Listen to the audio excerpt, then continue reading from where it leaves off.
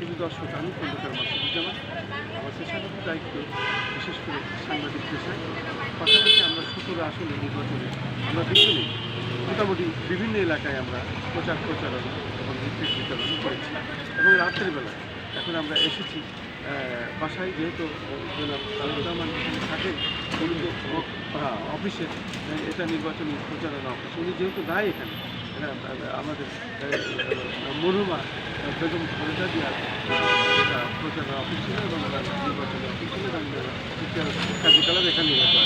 যাই হোক, আমরা শেষ পর্যন্ত আমরা থাকলাম পর্যন্ত, দেখা যখন হলো না, আবার পরবর্তীতে আবার আমরা রাত্রেও আমরা বিভিন্ন জায়গায় বিভিন্ন প্রোগ্রামে ছিলাম। যেহেতু এখানে পার্কে একটা অনুষ্ঠান হলো, এই অনুষ্ঠানে ডক্টর জবেদার রহমান ছিলেন এবং উনি অনুষ্ঠান শেষ করেছেন, সেখানে আমরা ছিলাম। ওনার বিদায় দিয়ে আমরা আবার এখানে এসেছি। আমরা এখন বিদায় নিব এই রাত্রের বেলা। আমি খন্দকার মাসুদুজ্জামান, আমাদের পক্ষ থেকে আমরা এ পর্যন্ত যে এসেছি, রাত্রে থাকলাম, বিশেষ করে এর আগে আমরা এসেছি কিন্তু আমরা সন্ধ্যার আগেই চলে যেতাম।